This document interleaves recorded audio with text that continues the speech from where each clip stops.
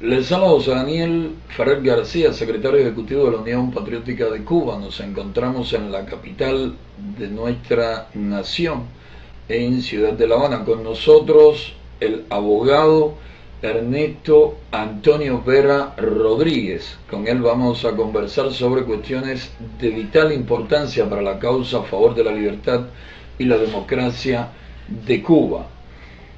Cuando el abogado Ernesto Antonio Vera Rodríguez comienza, ¿no?, en la fila, empieza a militar en las filas de la oposición pacífica cubana, ¿cómo lo haces? ¿Qué te motivó a hacerlo y con qué organización o con qué grupo, ¿no?, comienzas en esta compleja lucha? En el año 2007 trabajaba en bufete colectivo como abogado, hacía defensas penales, tenía a veces hasta 4 juicios en el día, defendía todo tipo de personas, algunos por robo, otros por salidas ilegales del país. Tuve en el tiempo que trabajé en bufete todo tipo de casos que atendía. Ahí conocí, estando en bufete colectivo, a la opositora Denia Rodríguez del Toro, que en aquellos momentos era pudiéramos decir, la coordinadora del Partido del Pueblo en Santiago de Cuba. A través de ella comienzo en la oposición, pero lo hice de una forma casi anónima, sin mucha publicidad. En aquel momento yo trabajaba todavía para el gobierno y lo que hacía era escribir con el seudónimo de Antonio Guiteras para el boletín Los Pinos Nuevos, y ahí salieron varios artículos con este seudónimo. Ese Antonio Guiteras era yo. Participé en algunas actividades en la catedral, sobre todo en los días 28 de octubre, pero nunca tuve ese protagonismo en ninguna de las actividades que se realizaron. Sí apoyaba al Partido del Pueblo de todo tipo de formas, de varias maneras. Yo apoyaba incluso logísticamente a Denia Rodríguez del Toro. Ahí es cuando yo comienzo en la oposición, en el año 2007. Luego comenzaste también o empezaste a tener relaciones con otros grupos opositores. Idalmis Núñez Reynosa trabajó o le ayudaste también, ¿no? Sí, también estuve apoyando a Idalmis, pero ya eso llega un poco después. Ya con Concilio Cubano. Bueno, ¿en qué fecha comienzas a trabajar para la seguridad del Estado cubano? ¿Cómo, de qué manera, ¿no?, comienzas a hacerlo y cómo terminas implicándote en una cuestión tan compleja, siendo un hombre inteligente, un hombre que se oponía, que no estaba de acuerdo con un sistema, que no está de acuerdo con un sistema de esta índole? Bien, había un motivo fundamental por el cual yo me había unido, fue algo que se me olvidó decir, y es de que cuando fui abogado y hacía defensa penal, vi muchas injusticias en el sistema legal cubano. Ahí me daba cuenta que el abogado muy poco podía hacer acá en Cuba, de cómo los jueces multaban a los abogados de la defensa, cómo éramos coaccionados incluso por la propia policía y por la fiscalía para que no defendiéramos con vigor a nuestros representados. Ya en el 2009 yo estoy trabajando en la universidad como profesor, luego paso a la Facultad de Ciencias Médicas, donde se me hace todo un turbio proceso y por motivos políticos se me expulsa en el año 2009. Obvio que venían dando seguimiento, me venían siguiendo, aunque yo no lo sospechaba ni siquiera, pero ellos venían siguiéndome y me fueron haciendo la vida imposible, me fueron asfixiando económicamente, y gracias a la ayuda de un primo mío, que ellos no conocían que era primo mío, es que yo logro entrar a la Facultad de Medicina, ya no ni siquiera como abogado, sino como profesor ahí en ese lugar. Y entonces ellos finalmente me expulsan, después de todo un proceso que yo hice muchas apelaciones, que presenté pruebas, donde incluso el propio rector de la universidad me confiesa en el disco que le grabé de que la seguridad lo había presionado para sacarme. Todas esas denuncias las presenté en la policía y hice las acusaciones correspondientes en la fiscalía, pero todo se quedó así. Empiezo a protestar de la forma que sabía. Yo no tenía experiencia en la oposición como tal. Yo tenía muy poca guía en aquellos momentos.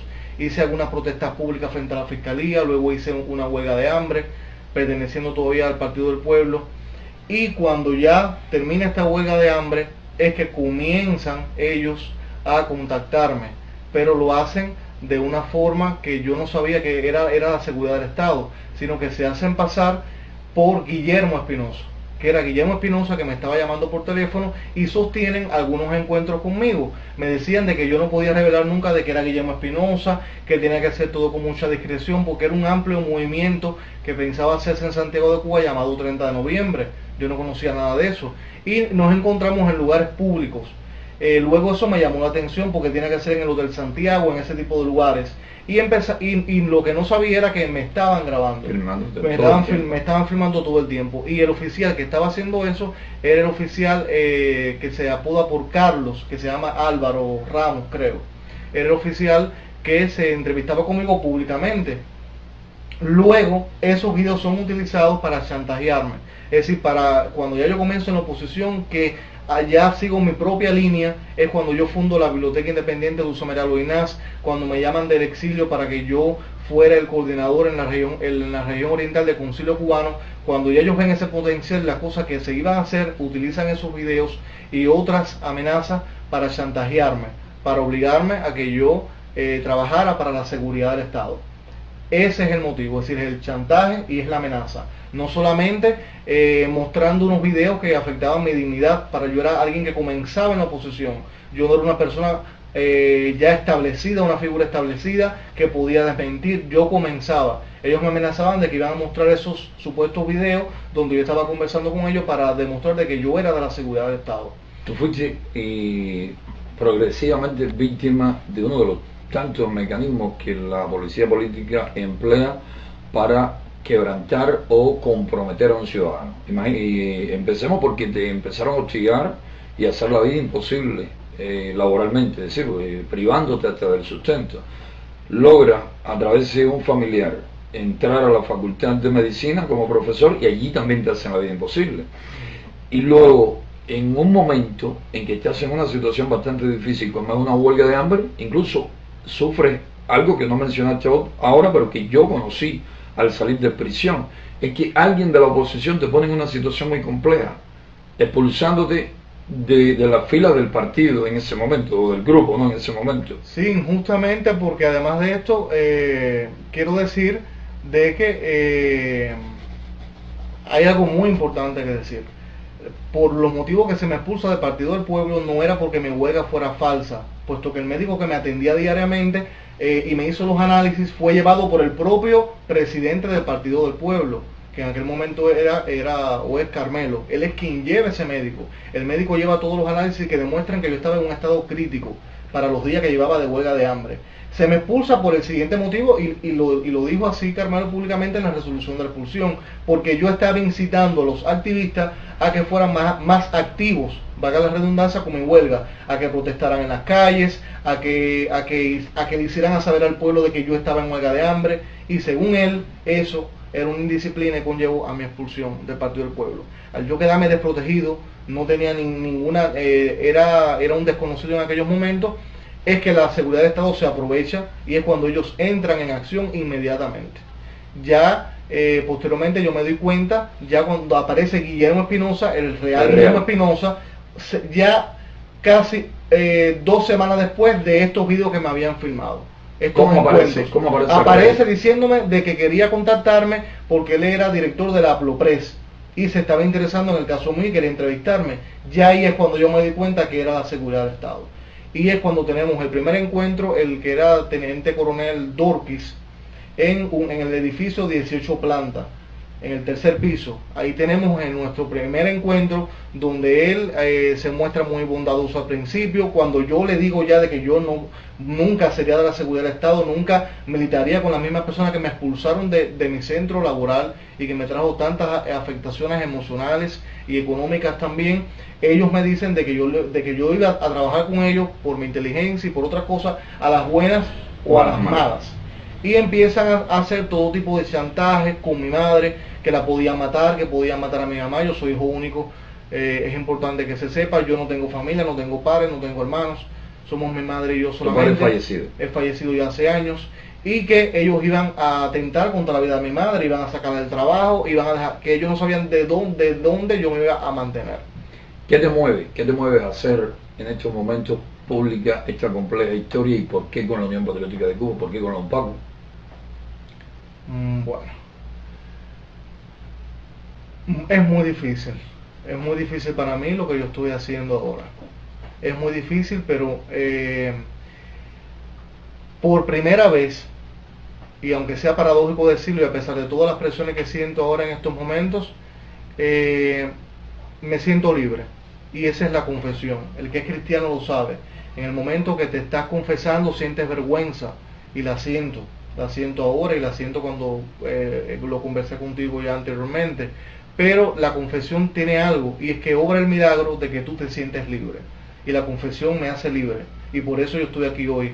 Y estoy con Lompacu porque precisamente la seguridad de Estado dirigió siempre el trabajo contra Lompacu. Es decir, mi misión dentro de la seguridad del Estado fue desprestigiar, desacreditar a la organización más importante en la oposición que tiene hoy el país, para luego aniquilarte políticamente.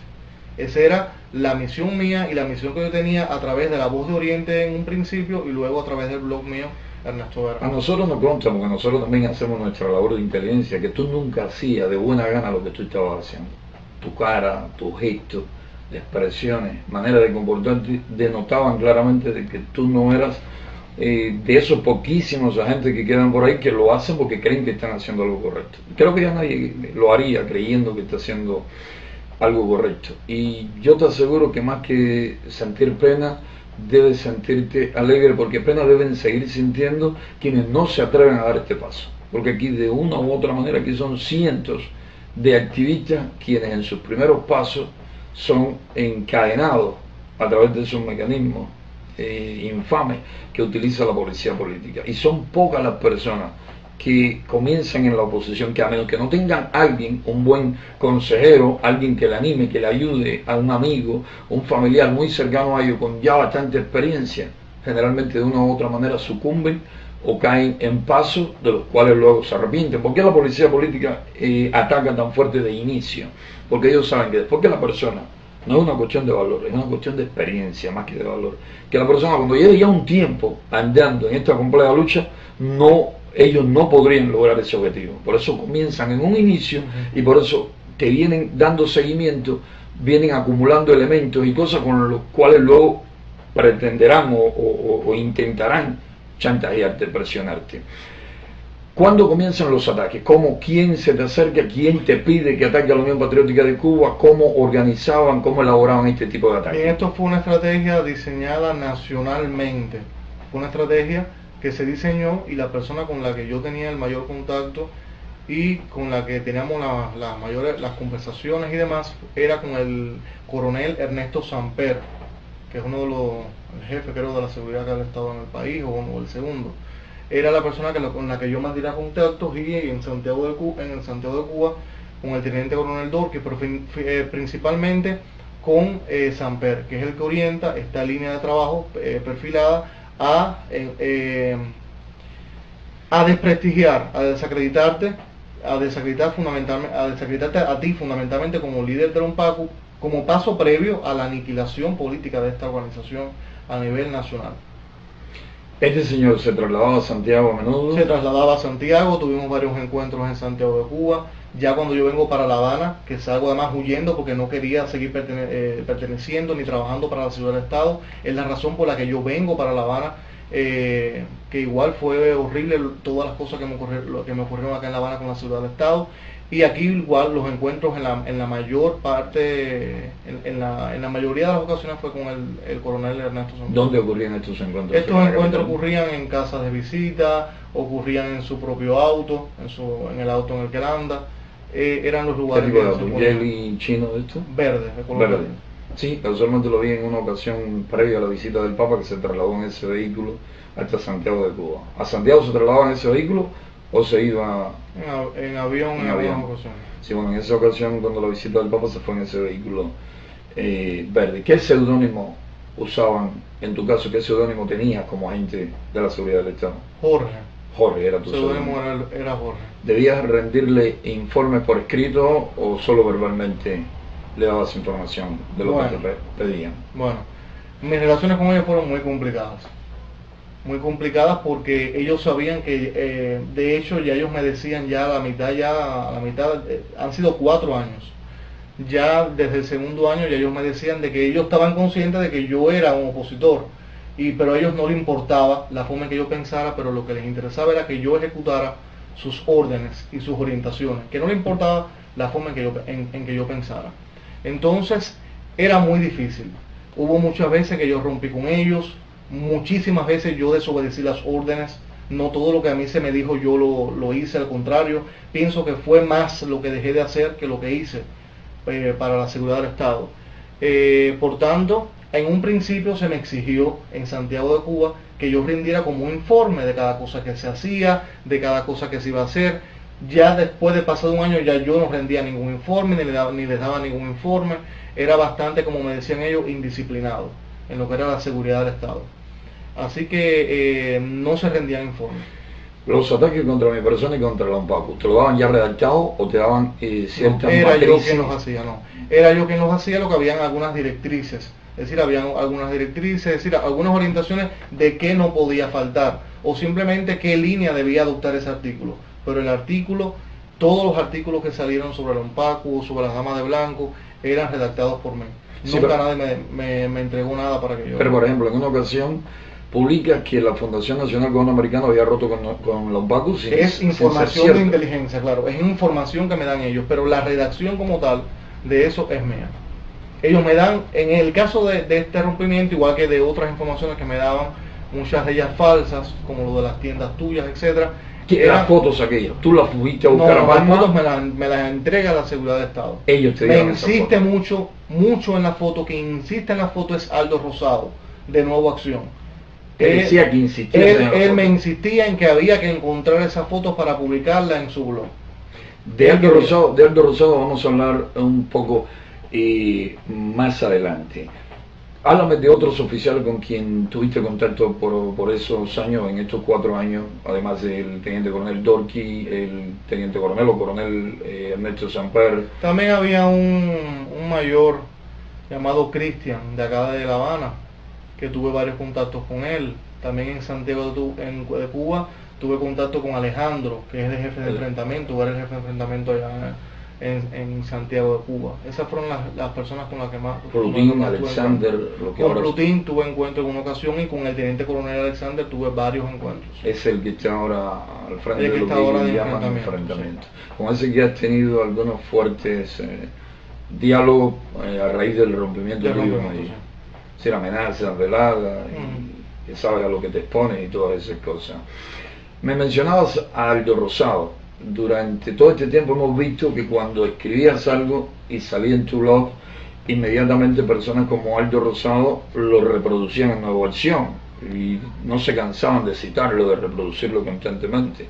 Esto inmediatamente nos hizo, ¿no? Dedicarnos a analizar el porqué de todas estas cosas, y las conclusiones a las que llegamos a los pocos es que toda esta cuestión era parte de todo un engranaje movido por la inteligencia del régimen. ¿Cómo es posible que Aldo Rosado, es decir, se empecinase tanto en publicar estas cosas sin tener la más mínima certeza de que fuesen reales? ¿Por qué insistía tanto? ¿Y por qué en aquel programa televisivo que ahora le está retando para que se vuelva a repetir un programa como aquel, porque él cree que va a salir muy bien parado de esta situación? Está bastante confuso para eso, lo están confundiendo quienes lo dirigen desde Cuba. ¿Por qué este hombre se empecinaba, repito, en publicar estas cosas tan rápido, y después en aquel programa trata de guardar distancia contigo y llega hasta decir como que tú lo habías engañado, que te había mandado una cámara y que tú no hacías o le dabas lo que él esperaba, y que él había publicado aquello porque creía? Llega a decir que aquello era una polémica entre tú y yo y que las dos partes teníamos cierta parte de razón. ¿Qué crees de esta situación? Es que esto es parte como parte de la estrategia que se diseñó en un principio, que fue en el año, si mal no recuerdo, 2012, cuando comienza esta estrategia contra el UNPACU y Damas de Blanco. Quería darse la visión, es decir, mantener la visión de que la oposición en Cuba está muy dividida, y siempre mantener rivalidad entre dos líderes. En este caso se iba a escoger el caso tuyo y el caso mío, además de desacreditar por completo a la Unión Patriótica de Cuba. Yo lo que sí te puedo decir es de que el coronel Ernesto Samper me decía, cada vez que yo iba a publicar algo, de que le mandara estas cosas a Aldo Rosado. A mí yo me estaba un poco preocupada, incluso le transmití mi inseguridad a Samper, mi poca confianza a Samper de que Aldo Rosado fuera a publicar siempre lo que yo pusiera en contra tuya. Y Samper me dijo que sí, que lo enviara siempre para Nueva Acción, a toda esta gente, a Dionisio, porque ellos lo iban a publicar. Que con eso no había problemas. Y todos sabemos quién es Ernesto Samper. ¿Sí? No era un oficial de baja categoría que me estaba diciendo eso. ¿Sí? Él me afirmó de que Aldo Rosado iba a publicar toda esta cosa, y como en efecto, cuando yo publicaba estas cosas y se las mandaba al correo de Aldo, Aldo las publicaba. Sin embargo, otras muchas cosas que yo le mandaba a Aldo de mi propio blog o otras informaciones, él no las publicaba en su página. Informaciones que me imagino que no tenían que ver nada con la polémica contra un Paco. Pero sí tenían que ver con lo que se venía haciendo, en la lucha a favor del respeto a los derechos humanos. Eso no se publicaba. Ni problemas de la población, ni justicia, arbitrariedades. Los problemas sociales que yo le enviaba a él jamás lo publicó. Jamás lo publicó. Sin embargo, esto sí insistía en publicarlo. Pero hay otra cosa. A menudo veíamos en la provincia, Santiago de Cuba, y no solamente en la ciudad, también en los municipios, muchísimas copias de estos escritos que contra Don Paco y la Dama de Blanco salían publicados en Nueva Acción. Para publicar dichos materiales de manera impresa se necesitan recursos, impresora, tinta, dinero, papel. ¿Quién ponía eso? ¿Quién pagaba eso? En aquella ocasión, en la entrevista, retomando ahora lo que me decías, él dijo varias mentiras, pero yo lo desmentí, le dije que eso era mentira, que en ningún momento yo lo había estafado ni él ni a nadie. Y él no respondió nada o se quedó callado. Incluso él sí llega a decir, no, yo no he dicho en ningún momento que él me estafó. Él estaba muy nervioso porque él tiene mucho miedo a todo lo que yo puedo decir, a todas las cosas que yo sé sobre Nueva Acción y sobre el trabajo al cual él viene dedicándose. Por eso él estaba tan balbuciante en esa entrevista. Ahora bien, hay que deslindar algo.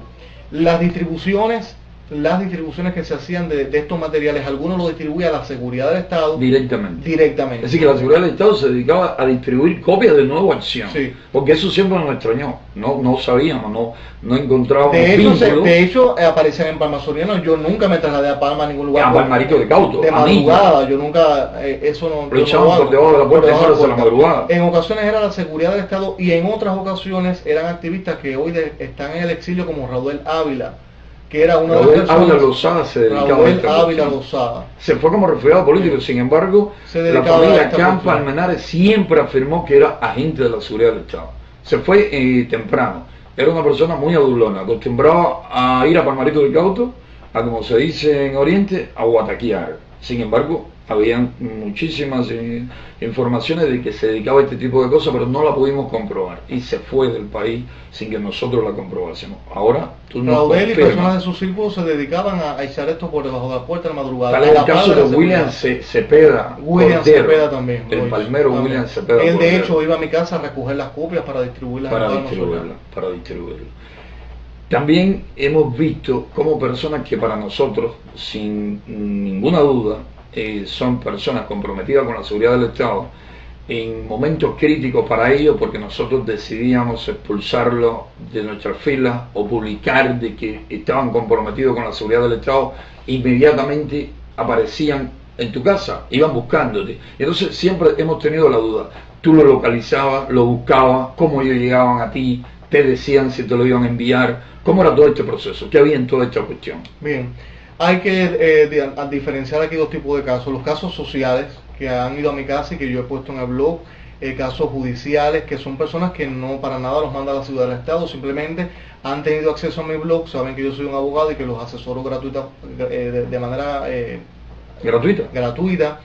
Y van a mi casa y yo les publico sus historias en el blog. Pero han habido otros casos, como el caso de Aurora Sancho y otros. Sí, Prudencio Villalón, Marcia, Eduardo, personas que yo no conocía, que jamás yo no tenía ni siquiera su teléfono, y son ellos los que contactan conmigo para que yo les haga entrevistas y para emitir sus criterios sobre los líderes del UNPACU, sobre el funcionamiento de la organización, la seguridad del Estado, tanto en el caso de Marcia Eduardo, como en el caso de Prudencio Villalón y también en el de Aurora Sancho, presionó y me presionó bastante para que yo lo sacara, para que yo lo sacara. De hecho, en la entrevista de Marcio Eduardo, el que la haya podido ver lo que yo escribí en el blog el día, yo empiezo diciendo que esta es una de las entrevistas más difíciles que yo he tenido. ¿Por qué iba a ser difícil? ¿Quién era Marcio Eduardo para hacerme a mí una entrevista difícil? Ni para nada. Simplemente ya era muy difícil porque ya yo estaba muy cargado, ya yo había discutido mucho con la seguridad del Estado, ya yo quería romper con ellos, ya había roto incluso en varias ocasiones y ya yo no quería más nada. No quería más nada, yo sabía que Marcio Eduardo había sido enviada por la seguridad del Estado. Igual que lo fue en su momento Aurora Sancho, igual que Prudencio Villalón.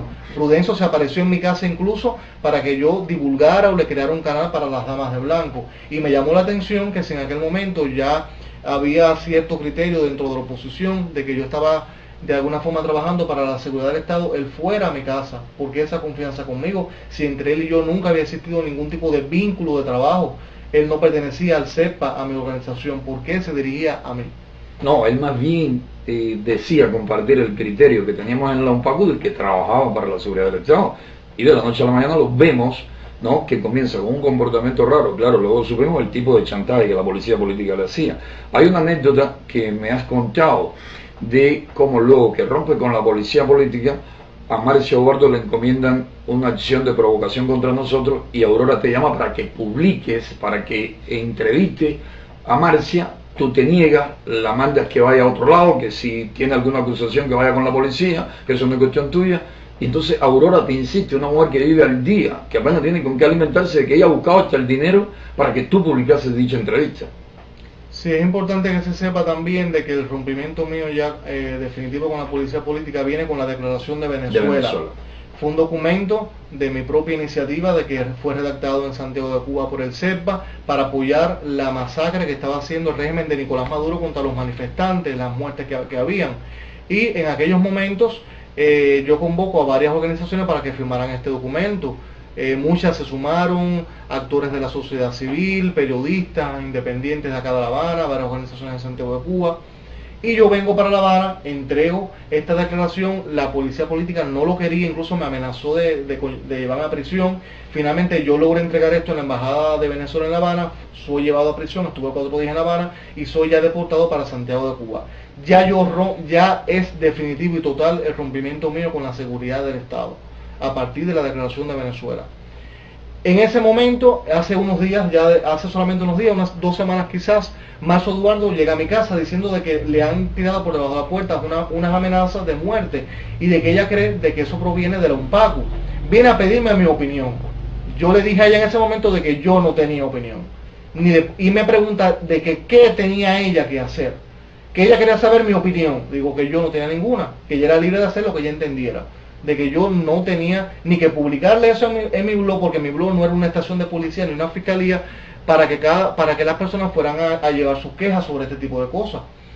Entonces ella me dice de que ella iba a ir a tu casa a retarte, de que ella iba a ir a un Paco a retarte. Yo le digo, bueno, pero ¿y tú te sientes realmente amenazada? Porque la persona que se siente amenazada no va a donde está la persona que le está amenazando, para que tú vas a ir ahí. Y dice, no, yo sí voy a ir para allá. Y te voy a llamar desde en casa de Aurora para contarte lo que pase. Y ella se va de mi casa y ya como a las 2 horas o 3 horas me llama Aurora y ella para contarme lo que había ocurrido. Y que estimaba yo de que si procedía a hacer una denuncia ante la estación de policía. Yo le dije a ella de que yo no tenía nada que aconsejarle y que no le iba a publicar eso en mi blog, que acudiera a Roberto de Jesús, Hablemos Pre o a cualquier otra agencia de prensa independiente para que publicara este tipo de cosas, porque en mi blog ya eso se había acabado. 2 horas más tarde me llama Aurora Sancho para preguntarme que cuánto dinero me hacía falta para yo publicar esa entrevista completa a Marcio Eduardo en internet, que ella iba a buscar el dinero para dármelo, para que yo accediera a internet, porque ya yo le había dicho de que no tenía dinero para publicar otras cosas que eran más importantes, que estaban mucho antes que eso yo no deseaba publicarlo, no era de interés periodístico. Ella me dijo que cuánto me hacía falta, que lo que me hiciera falta ella me lo iba a dar para que yo sacara esto por internet. Me llamó mucho la atención, más todavía cuál era el interés de Aurora en que eso se publicara, un caso que no era de ella además, y que Aurora tiene una situación económica muy difícil. Muy difícil. Además ella y Marcia no se conocían. Ella y Marcia los unió, a ella y a Marcia las unió la policía política a última hora. en esta cuestión del desespero con que andan, cuando casi todo le viene saliendo muy mal. Ahorita me mencionabas a Raúl Ávila Lozada, sí, quien está en el exilio y quien sin duda por su comportamiento tenía estrechos vínculos con la policía política. ¿Qué otros casos así recuerdas que ya no estén en Cuba? Al que más recuerdo es a Raudel, también a Lilita y Eduardo. Sí, el caso de la Maya. De la Maya. Eduardo Torres y María sí. del Carmen Samé. Y María del Carmen Samé, del Pilar Samé, pero que todos la conocemos como Lilita, eran de la Maya. El caso de Lilita es el más llamativo de todos, o uno de los más llamativos. ¿Por qué? Porque Lilita me ha pasado varios mensajes que los tengo guardados en mi celular en el día de hoy, casualmente de ayer, amenazándome, diciéndome que ella no concebía que yo estuviera dialogando con Lompacu, conversando con José Daniel Ferrer, que ella podía creer cualquier cosa menos eso. Nunca me había escrito desde que se fue al exilio, jamás me escribió a mi correo electrónico. Me escribe 12 correos en total, tengo en mi celular mensajes de ella, todos diciéndome lo mismo, que no podía creer eso, que eso para ella era lo último, que cuestionándome, porque nosotros estábamos trabajando, monitoreando las violaciones de los derechos humanos que ocurren contra Lompacu y las damas de blanco.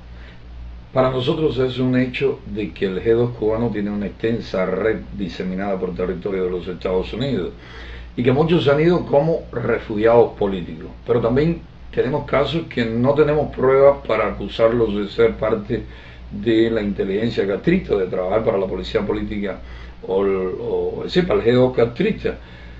Y a veces creemos que es una cuestión de rivalidad, de envidia, y hacen tanto daño por su afán de mentir, de calumniar, de ponerle zancadilla a quienes estamos de una u otra manera avanzando, ¿no?, en esta lucha tan necesaria para el pueblo cubano.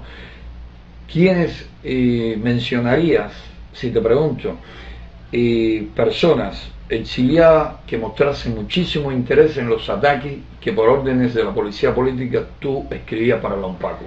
Bien, de este caso y de esta polémica tan suscitada entre Lompacu, el CEPE, es decir, entre José Daniel Ferrer García y yo, sacó provecho muchísimas personas, no solamente la seguridad del Estado, sino otras organizaciones en el exilio que manipularon este caso y se aprovecharon. Incluso puedo citar el caso de Magdelivia Hidalgo de la Flamur. Quiero decir que Magdelivia era una de las personas que me apoyaba monetariamente todos los meses, siempre y cuando salieran ataques contra Lompacu. Desde el momento en punto que ya yo ceso los ataques o que los ataques disminuían a través del blog, ya ellos no hacen ningún tipo de recarga a los teléfonos, no mandan ningún tipo de ayuda. En el mismo caso de Magdelivia hay muchísimos otros que pudiera citar, como es el caso también de Heiser Conde, etcétera. Son muchos que en un momento determinado, mientras había ataques contra Lompacu, apoyaban, pero después que cesaron estos ataques, ni contestan siquiera los mensajes que yo les envío, saludándolo, dándole buenos días, ni siquiera los contestan. Sin embargo, en el pasado apoyaban, a veces sin razón para hacerlo, ya fuera por un proyecto fantasma, uno se daba cuenta de que realmente la ayuda no llegaba por el proyecto tal, sino era simplemente porque le estaban sacando ganancia a las calumnias que se vertían en el blog. Hay una cuestión que es bastante llamativa. Sabemos que la inteligencia castrista es bastante hábil en estas cosas, y si creyesen que estas personas y su grupo representan de verdad un serio problema para la dictadura, ellos hubiesen utilizado las llamadas telefónicas, los contactos de estas personas contigo para darle algún tipo de golpe, y sin embargo se lo callan completamente. Es decir, les satisface grandemente por una u otra razón que estas personas actúen de esa manera mezquina, que calumnien, que ataquen o que premien, animen a otros a que calumnien y ataquen a la Unión Patriótica de Cuba.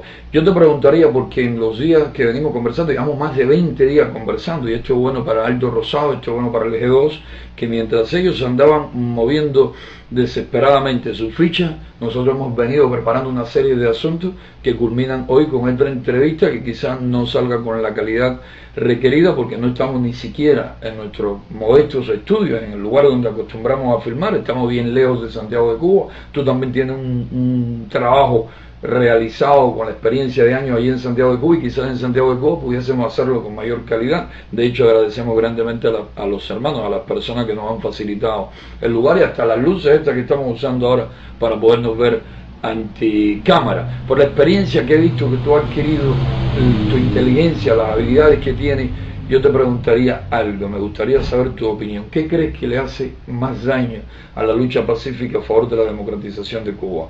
¿La represión bruta, que tan a menudo se da, golpiza, prisión, tortura, persecución constante, amenazas, hostigamiento, o esta labor de inteligencia, o ambas combinadas? ¿Qué cosa hace más daño? Pienso que lo que más daño hace, mi experiencia ya como agente agente de la ciudad del estado que fui durante 4 años, lo que más resultado le ha dado a ello es la combinación de ambos métodos, el represivo y el desacreditar. ¿Por qué? Porque primeramente cuando tú desacreditas a una organización o a un líder, ya cuando tú reprimes, eso tiene un menor impacto a nivel internacional. ¿Por qué? Porque hay muchas personas que dicen, no, pero aquí se roba, esta gente son corruptos y demás. Entonces, esa mezcla es letal, la mezcla de desacreditarte primero y luego reprimirte brutalmente. Es esa combinación lo que da más fuerza al trabajo de la seguridad del Estado en Cuba. ¿Eres consciente? Esta pregunta siempre acostumbro a hacerla, ¿no? Porque nos gusta sí, quedar convencidos de que la persona que da este tipo de paso tan serio, tan complejo, está clara de lo que está haciendo. ¿Eres consciente del riesgo que implica para un aparato represivo tan vengativo como el del régimen castrista el paso que has dado? ¿No temes que hayan mayores ataques contra tu persona, represalias incluso graves contra ti, contra algún familiar? Me dijiste anteriormente que tu única familia es tu madre, y me hablaste también en cierta ocasión de un accidente que sufrió tu madre que fue muy un dudoso. accidente que supuestamente fue un accidente, pero que sabemos que fue provocado por la policía política allá en la carretera que conducía al aeropuerto. Justo cuando me llamé iba a llevarme, yo estaba en el aeropuerto, unos documentos muy importantes que yo debía traer para La Habana. Ocurrió esto, a mí me ocurrió, no lo había dicho, me ocurrió un accidente muy dudoso también en Garzón cuando Concilio Cubano en el 2011 fue aquello, me atropelló una guaguita, una guagua blanca en el motor donde yo iba y se da la fuga. Después que nos revolcamos en la calle, yo sufrí algunas lesiones leves y luego, no sé cómo, porque yo no había divulgado esto, el teniente coronel Dorquis me dice, cuidado con decirle a tus representantes en el exilio lo que te pasó en Garzón. ¿Cómo él se enteró? ¿Cómo él sabía eso? Si Cuidado con hacer campaña o con decir que nosotros te hicimos eso porque nosotros no fuimos. ¿Cómo él lo sabía si yo no? Eso nadie lo sabía. Cuando el accidente de tomar o supuesto accidente, o esta forma de aplicar. Eran ellos los primeros que estaban en la cama de mi mamá. Cuando llegan los parientes, ya ellos estaban ahí en el hospital. Y luego me lo dicen bien claro que era para que yo viera que no estaban jugando. Ellos no juegan cuando hacen un tipo de amenazas. Entonces, ¿temes? Sí, yo temo por mi vida, pero soy consciente de lo que estoy haciendo. Pienso que ya era hora de vencer el miedo. Yo exhorto a todos los cubanos, a todas las personas que hoy trabajan voluntaria e involuntariamente, chantajeados, amenazados para la seguridad del Estado, que dejen de hacerlo, que es un gobierno que siempre ha estado en decadencia moral, es un gobierno inmoral totalmente, es un gobierno que reprime, que se basa en la fuerza y en el chantaje para doblegar tu voluntad, pero tú siempre tienes que ser tú mismo, no pensar en tu madre como pensé yo, ni pensar solamente en tu seguridad personal, tienes que pensar en el sueño de millones de cubanos, en la lucha de muchas personas, no solamente en ti o en tu familia o en lo que te pueda pasar a ti. Tienes que enfrentar el miedo y a veces hay que enfrentar el dolor. A veces cuando tú te dejas cegar por el miedo o por el dolor, no puedes ver que hay otro camino seguro y que tú puedes transitar por ese camino. Y eso me pasó a mí. Yo a veces fui valiente, fui más que valiente con ellos cuando me enfrenté y sufrí prisión también, porque cuando hacía algo que no estaba en la regla, me llevaban para la prisión, o me hacían un acto de repudio, o me echaban asfaltín en la vivienda. Eso lo hicieron varias veces, cuando hacía algo que no estaba dentro de las líneas que ellos me querían pautar. Pero me faltó muchas veces el coraje y me faltó muchas veces la valentía, esa valentía que le sobra solamente a los héroes.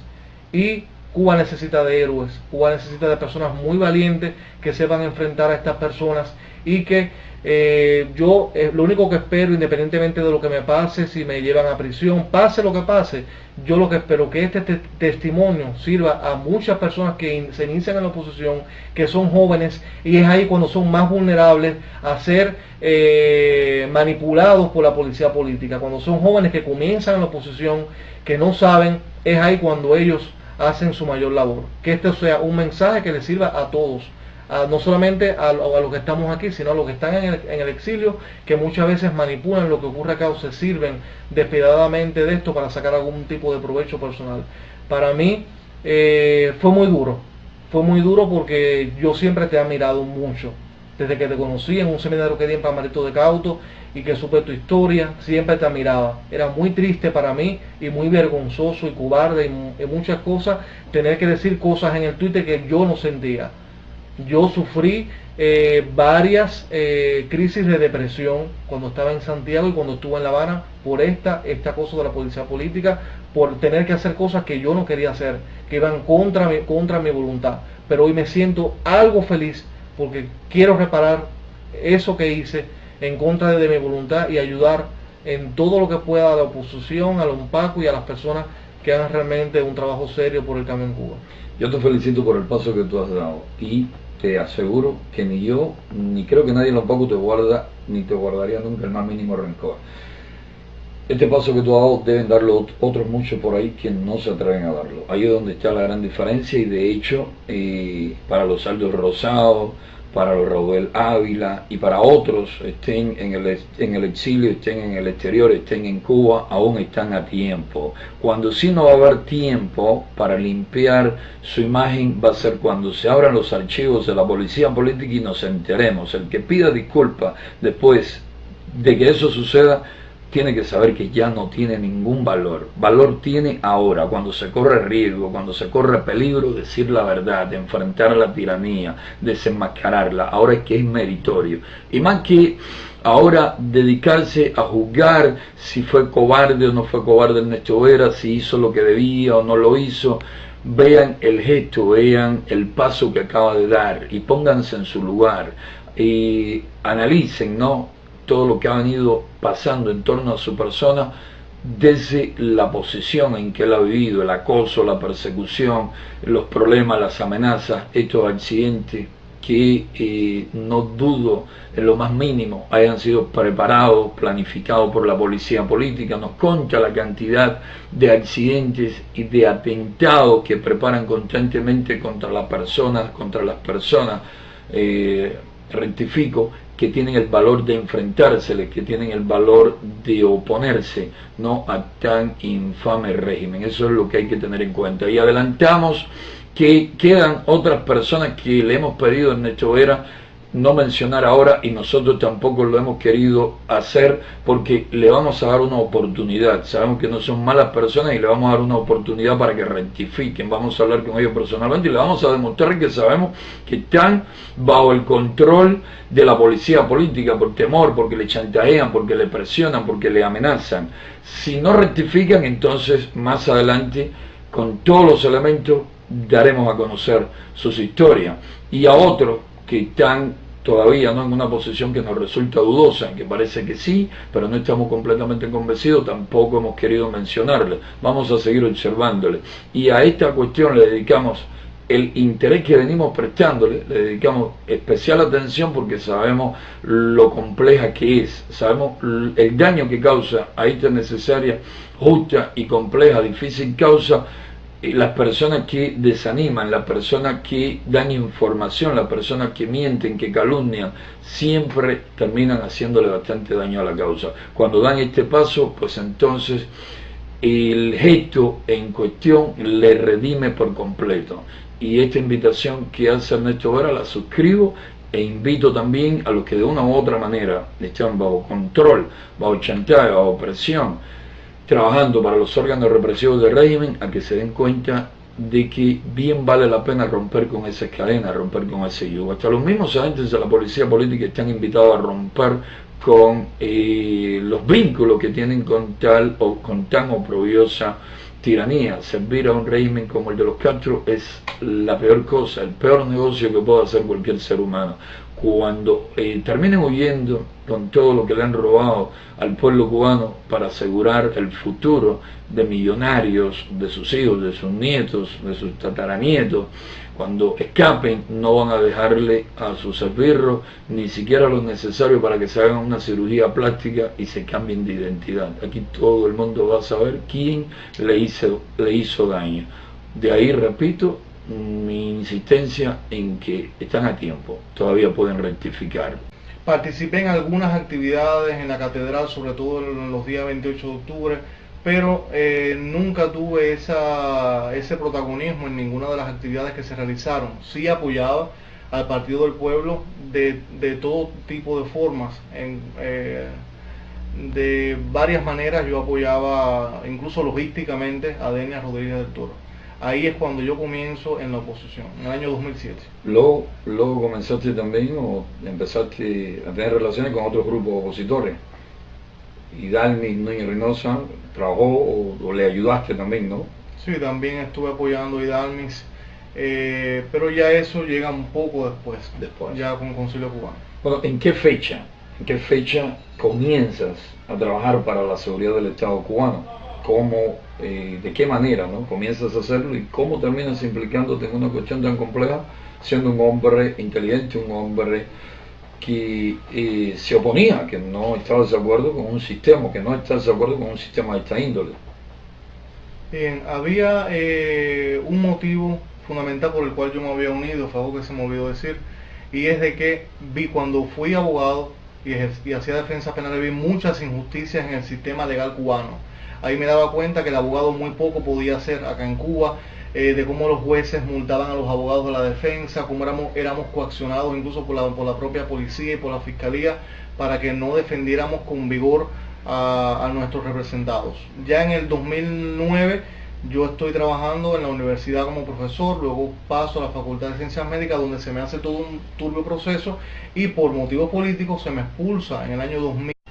Les habla José Daniel Ferrer García, secretario ejecutivo de la Unión Patriótica de Cuba. Nos encontramos en la capital de nuestra nación, en Ciudad de La Habana. Con nosotros el abogado Ernesto Antonio Vera Rodríguez. Con él vamos a conversar sobre cuestiones de vital importancia para la causa a favor de la libertad y la democracia de Cuba.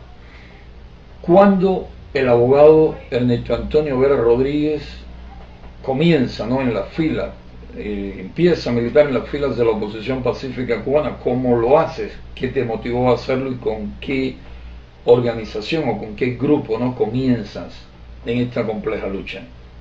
En el año 2007 trabajaba en bufete colectivo como abogado, hacía defensas penales, tenía a veces hasta 4 juicios en el día. Defendía todo tipo de personas, algunos por robo, otros por salidas ilegales del país. Tuve en el tiempo que trabajé en bufete todo tipo de casos que atendía. Ahí conocí, estando en bufete colectivo, a la opositora Denia Rodríguez del Toro, que en aquellos momentos era pudiéramos decir, la coordinadora del Partido del Pueblo en Santiago de Cuba. A través de ella comienzo en la oposición, pero lo hice de una forma casi anónima, sin mucha publicidad. En aquel momento yo trabajaba todavía para el gobierno y lo que hacía era escribir con el seudónimo de Antonio Guiteras para el boletín Los Pinos Nuevos, y ahí salieron varios artículos con este seudónimo. Ese Antonio Guiteras era yo. Te pone en una situación muy compleja, expulsándote de la fila del partido en ese momento, o del grupo, ¿no?, en ese momento. Sí, justamente porque además de esto, quiero decir de que hay algo muy importante que decir. Por los motivos que se me expulsa del Partido del Pueblo, no era porque mi huelga fuera falsa, puesto que el médico que me atendía diariamente y me hizo los análisis fue llevado por el propio presidente del Partido del Pueblo, que en aquel momento era o es Carmelo. Él es quien lleva ese médico. El médico lleva todos los análisis que demuestran que yo estaba en un estado crítico para los días que llevaba de huelga de hambre. Se me expulsa por el siguiente motivo y lo dijo así Carmelo públicamente en la resolución de la expulsión, porque yo estaba incitando a los activistas a que fueran más activos, valga la redundancia, como en huelga, a que protestaran en las calles, a que le hicieran a saber al pueblo de que yo estaba en huelga de hambre, y según él, eso era una indisciplina y conllevó a mi expulsión del Partido del Pueblo. Al yo quedarme desprotegido, no tenía ninguna, era un desconocido en aquellos momentos, es que la seguridad del Estado se aprovecha y es cuando ellos entran en acción inmediatamente. Ya posteriormente yo me doy cuenta, ya cuando aparece Guillermo Espinosa, el real Guillermo Espinosa, ya casi 2 semanas después de estos videos que me habían filmado. ¿Cómo aparece? Aparece diciéndome de que quería contactarme porque él era director de la Aplopres y se estaba interesando en el caso mío y quería entrevistarme. Ya ahí es cuando yo me di cuenta que era la seguridad del Estado. Y es cuando tenemos el primer encuentro, el que era teniente coronel Dorquis, en el edificio 18 plantas, en el 3er piso. Ahí tenemos en nuestro primer encuentro, 2009. Obvio que venían dando seguimiento. Me venían siguiendo, aunque yo no lo sospechaba, ni siquiera, pero ellos venían siguiéndome y me fueron haciendo la vida imposible. Me fueron asfixiando económicamente y gracias a la ayuda de un primo mío, que ellos no conocían que era primo mío, es que yo logré entrar a la Facultad de Medicina, ya no ni siquiera como abogado, sino como profesor ahí en ese lugar. Y entonces ellos finalmente me expulsan, después de todo un proceso que yo hice muchas apelaciones, que presenté pruebas, donde incluso el propio rector de la universidad me confiesa en el disco que le grabé de que la seguridad lo había presionado para sacarme. Todas esas denuncias las presenté en la policía y hice las acusaciones correspondientes en la fiscalía, pero todo se quedó así. Empiezo a protestar de la forma que sabía. Yo no tenía experiencia en la oposición como tal. Yo tenía muy poca guía en aquellos momentos. Hice algunas protestas públicas frente a la fiscalía, luego hice una huelga de hambre, perteneciendo todavía al Partido del Pueblo. Y cuando ya termina esta huelga de hambre, es que comienzan ellos a contactarme, pero lo hacen de una forma que yo no sabía que era la seguridad del Estado, sino que se hacen pasar por Guillermo Espinosa, que era Guillermo Espinosa, que me estaba llamando por teléfono, y sostienen algunos encuentros conmigo. Me decían de que yo no podía revelar nunca de que era Guillermo Espinosa, que tenía que hacer todo con mucha discreción, porque era un amplio movimiento que pensaba hacerse en Santiago de Cuba llamado 30 de noviembre. Yo no conocía nada de eso. Y nos encontramos en lugares públicos. Luego eso me llamó la atención porque tiene que ser en el Hotel Santiago, en ese tipo de lugares. Y lo que no sabía era que me estaban grabando. Me estaban filmando todo el tiempo. Y el oficial que estaba haciendo eso era el oficial que se apoda por Carlos, que se llama Álvaro Ramos, creo. Era el oficial que se entrevistaba conmigo públicamente. Luego, esos videos son utilizados para chantajearme. Es decir, para cuando ya yo comienzo en la oposición, que allá sigo mi propia línea, es cuando yo fundo la Biblioteca Independiente de Uso Meralo Inás, cuando me llaman del exilio para que yo fuera el coordinador en la región oriental del Concilio Cubano. Cuando ya ellos ven ese potencial, las cosas que se iban a hacer, utilizan esos videos y otras amenazas para chantajearme, para obligarme a que yo trabajara para la seguridad del Estado. Ese es el motivo, es decir, el chantaje y es la amenaza. No solamente mostrando unos videos que afectaban mi dignidad, para yo era alguien que comenzaba en la oposición. Yo no era una persona ya establecida, una figura establecida que podía desmentir. Yo comenzaba. Ellos me amenazaban de que iban a mostrar esos supuestos videos donde yo estaba conversando con ellos para demostrar de que yo era de la seguridad del Estado. Tú fuiste progresivamente víctima de uno de los tantos mecanismos que la policía política emplea para quebrantar o comprometer a un ciudadano. Y empecemos porque te empezaron a hostigar y a hacer la vida imposible laboralmente, es decir, privándote hasta del sustento. Logra a través de un familiar entrar a la Facultad de Medicina como profesor y allí también te hacen la vida imposible. Y luego, en un momento en que estás en una situación bastante difícil, como es una huelga de hambre, incluso sufres algo que no mencionaste ahora, pero que yo conocí al salir de prisión, es que alguien de la oposición